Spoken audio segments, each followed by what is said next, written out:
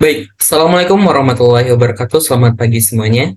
Perkenalkan, kami dari kelompok 14 ingin memaparkan hasil diskusi kami berupa teori harapan rasional yang beranggotakan Oktin Agriva dengan NIM 124, Anderson Sihite dengan NIM 113, dan Muhammad Rizky Ramadan dengan NIM 100. Next.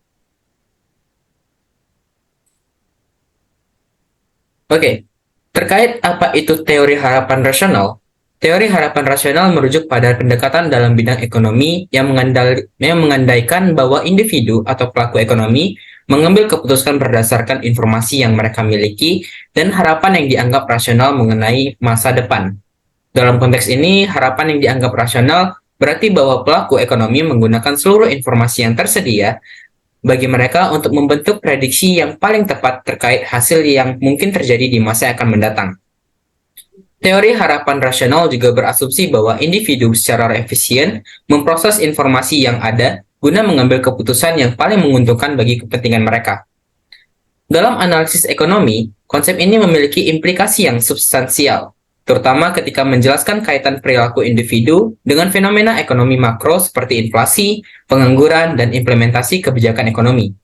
Pendekatan ini pertama kali diperkenalkan oleh John Mood melalui tulisannya yang berjudul Rational Expectation and the Theory of Price Movement pada tahun 1961.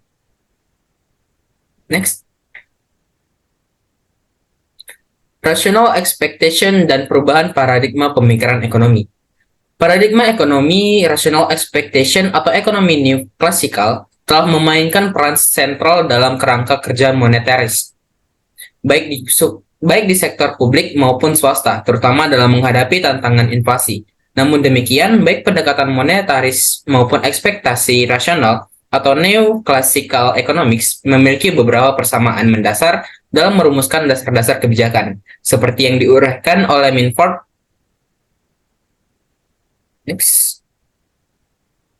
Di antaranya, yang pertama, pengaturan anggaran pemerintah yang seimbang. Prinsip anggaran pemerintah yang seimbang menjadi fondasi yang sangat penting, bahkan langkah ini mungkin harus diambil di atas rata-rata perputaran siklus bisnis.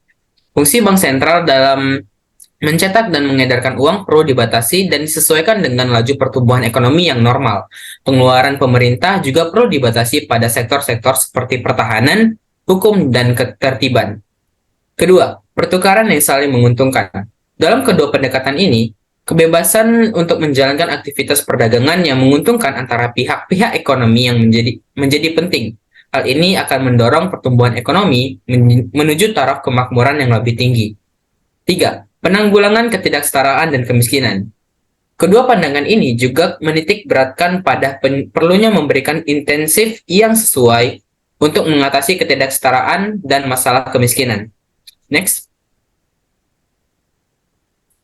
Pada dekade 1980-an, paradigma ekonomi mengalami pergeseran dan transformasi melalui pengenalan konsep ekspektasi rasional yang mendukung atau menguji pandangan. Ini merefleksikan evolusi pemikiran dalam disiplin ekonomi dan kemunculan teori-teori baru. Menurut teori ekspektasi rasional, variabel-variabel ekonomi real makro tidaklah terpengaruh oleh kebijakan ekonomi makro yang hanya mengarah pada permintaan agregat. Sebaliknya, perubahan dalam sektor real menjadi penting guna meningkatkan produksi. Pendekatan ini mengadopsi kerangka kerja ekonomi sisi penawaran yang berakar pada perilaku nyata pelaku ekonomi. Perspektif ini menyatakan bahwa pelaku ekonomi bertindak dengan rasional berdasarkan informasi yang mereka peroleh. Next akan dijelaskan oleh Anderson. Baiklah, lantas bagaimana kritik terhadap teori harapan rasional? Ada beberapa kritik terhadap teori harapan rasional. Di antaranya yang pertama adalah keterbatasan informasi. Rasionalitas sering diasumsikan berdasarkan informasi yang ada. Namun, dalam dunia yang kompleks dan berubah-ubah, seringkali informasi yang kita miliki tidak lengkap dan akurat. Kritik dapat muncul jika kebijakan rasional gagal mempertimbangkan aspek-aspek yang belum teridentifikasi atau memiliki informasi yang terbatas. Kedua adalah aspek emosional dan etika. Pendekatan rasional mungkin mengabaikan aspek emosional dan etika dalam pengambilan keputusan. Beberapa keputusan atau kebijakan mungkin tidak hanya tentang angka dan fakta, tetapi juga tentang nilai-nilai, moral, dan perasaan. Kritik dapat timbul jika kebijakan rasional dianggap mengabaikan dimensi-dimensi ini. Ketiga, prediksi yang tidak akurat.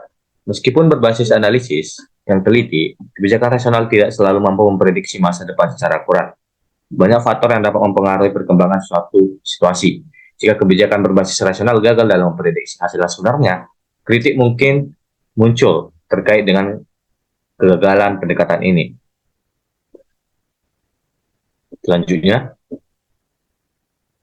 ada juga kesenjangan sosial. Pendekatan nasional dapat mengabaikan faktor-faktor sosial dan ekonomi yang dapat mempengaruhi kelompok-kelompok tertentu. Hal ini bisa mengakibatkan kesenjangan yang lebih besar dalam masyarakat. Kritik mungkin muncul jika kebijakan nasional tidak memperhitungkan dampaknya terhadap kelompok-kelompok yang rentan. Yang kelima adalah ketidakpastian dan risiko. Dunia nyatanya seringkali penuh dengan ketidakpastian dan risiko. Pendekatan nasional mungkin gagal dalam mengatasi risiko yang tidak dapat diprediksi dengan akurat. Kritik dapat muncul jika kebijakan berbasis nasional tidak mampu menghadapi ketidakpastian ini. Dan yang keenam adalah kekuasaan dan politik. Pendekatan nasional bisa digunakan untuk menghalangi pandangan dan suara yang berbeda, terutama jika digunakan sebagai alat politik atau kontrol kritik yang mungkin muncul terkait dengan bagaimana kebijakan berbasis nasional dapat dimanipulasi untuk kepentingan politik tertentu.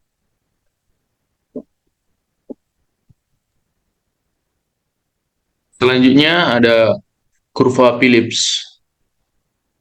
Kurva Phillips adalah suatu konsep dalam ekonomi yang menggambarkan hubungan antara tingkat inflasi dan tingkat pengangguran dalam suatu perekonomian. Konsep ini pertama kali diusulkan oleh ekonomi A.W. Phillips dalam sebuah studi pada tahun 1958. Studi ini berjudul The Relationship Between Employment and the Rate of Change of Money Weight in the United Kingdom pada tahun 1861 sampai dengan 1957 dan diterbitkan dalam jurnal Economica. Idea dasar dari kurva Phillips adalah bahwa terdapat hubungan inverse antara tingkat inflasi dan tingkat pengangguran dalam jangka pendek. Artinya, ketika tingkat pengangguran rendah, tekanan terhadap upah akan meningkat, yang pada gilirannya dapat menyebabkan tingkat inflasi naik. Sebaliknya, ketika tingkat pengangguran tinggi, tekanan terhadap upah akan rendah dan tingkat inflasi pun cenderung turun. Namun, dalam jangka panjang, konsep ini dapat mengalami pergeseran atau mengalami modifikasi karena faktor-faktor ekonomi dalam kebijakan yang kompleks. Dalam beberapa kasus, hubungan antara inflasi dan pengangguran dapat menjadi lebih kompleks dan bergantung pada faktor-faktor seperti ekspektasi inflasi dan perubahan struktural dalam perekonomian. Selanjutnya ada hubungan kurva Phillips dengan teori harapan rasional. Teori harapan rasional berpendapat bahwa dalam mengambil keputusan ekonomi, individu didasarkan pada informasi yang tersedia dan mempunyai ekspektasi rasional terhadap masa depan. Hal ini memiliki dampak terhadap cara mereka menanggapi perubahan di dalam ekonomi. Di dalam lingkup kurva Phillips, teori harapan rasional menjelaskan bahwa individu memiliki harapan yang akurat terhadap tingkat inflasi yang akan terjadi. Jika individu memperkirakan inflasi akan naik, mereka akan menyesuaikan perilaku mereka, seperti menuntut kenaikan upah yang pada gilirannya mungkin mendorong kenaikan inflasi aktual. Oleh karena itu, teori harapan rasional membantu menjelaskan bagaimana ekspektasi individu tentang inflasi mempengaruhi hubungan antara tingkat pengangguran dan inflasi yang didefinisikan oleh kurva Phillips. Bentuk kurva Phillips. Bentuk kurva Phillips memiliki dua bentuk, yaitu kurva Phillips yang melengkung atau short-run Phillips curve. Kurva Phillips yang melengkung menunjukkan hubungan inverse antara tingkat pengangguran dan tingkat inflasi dalam jangka pendek. Ini berarti ketika tingkat pengangguran rendah, tingkat inflasi cenderung tinggi, dan sebaliknya. Konsep ini muncul karena dalam jangka pendek peningkatan permintaan agregat yang mendorong tingkat pengangguran turun juga dapat memicu kenaikan upah, yang berkontribusi pada kenaikan harga dan inflasi. Yang kedua itu ada kurva Phillips yang lurus atau long run Phillips curve. Dalam jangka panjang, kurva Phillips menjadi lebih datar atau bahkan lurus. Ini berarti tidak ada hubungan yang tetap antara tingkat pengangguran dan tingkat inflasi dalam jangka panjang.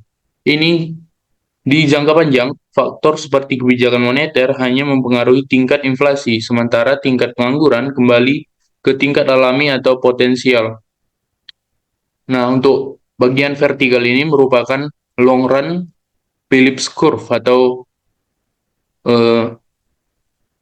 kurva Phillips yang lurus. Yang melengkung ini short run-nya. Baiklah, dan terakhir ada kesimpulan dan saran, di mana dapat menyimpulkan bahwa dalam teori harapan rasional dan kurva Phillips ini, kita mendapati dua konsep yang saling terkait dan mempengaruhi cara kita memahami perilaku ekonomi. Secara teori ini menggambarkan bahwa individu membuat keputusan berdasarkan informasi yang ada dan ekspektasi yang rasional mengenai masa depan. Ini memiliki dampak penting dalam analisis ekonomi karena mengakui pentingnya adaptasi cerdas individu terhadap perubahan dan kebijakan ekonomi. Sementara itu, kurva Phillips menggambarkan hubungan antara tingkat pengangguran dan tingkat inflasi dalam perekonomian. Namun, dengan penerapan teori harapan rasional, kita memahami bahwa ekspektasi individu terhadap inflasi memainkan peran penting dalam menentukan bagaimana hubungan berkembang. Jika individu mengantisipasi kenaikan inflasi, hal ini dapat memicu penyesuaian perilaku mereka, seperti menuntut kenaikan upah yang pada akhirnya mempengaruhi tingkat inflasi aktual. Dan saran adalah kita dapat 3 saran dari presentasi ini. Yang pertama adalah integrasi teori harapan nasional. Dalam analisis kebijakan ekonomi, disarankan untuk mempertimbangkan aspek-aspek dalam teori harapan nasional. Penggunaan model yang memperhitungkan ekspektasi nasional individu dapat memberikan wawasan yang lebih akurat tentang bagaimana kebijakan akan mempengaruhi perilaku ekonomi. Yang kedua adalah penelitian lebih lanjut. Meskipun teori harapan nasional dan kurva Phillips memberikan kerangka kerja yang kuat, masih ada banyak faktor yang dapat mempengaruhi hubungan ini dalam praktiknya. Penelitian ini lebih lanjut tentang bagaimana individu sebenarnya membentuk ekspektasi dan mengambil keputusan ekonomi dapat membantu mengisi celah dan pemahaman kita. Dan yang terakhir adalah pentingnya adaptasi dan kebijakan fleksibel. Implikasi dari teori-teori harapan nasional menekankan pentingnya adaptasi individu terhadap perubahan ekonomi dan kebijakan. Oleh karena itu, kebijakan ekonomi yang fleksibel dan dapat beradaptasi dengan perubahan ekspektasi dan perilaku individu mungkin lebih efektif dalam mengelola ekonomi. Sekian hasil dari presentasi kami kembalikan ke moderator. Baik, terima kasih kepada Anderson dan Alvin Agriva telah menjelaskan apa yang mengenai yang telah kita bahas tadi. Sekian dari kelompok kami dari kelompok 14. Lebih dan kurang kami mohon maaf. Wabillahi taufiq wal hidayah. Wassalamualaikum warahmatullahi wabarakatuh.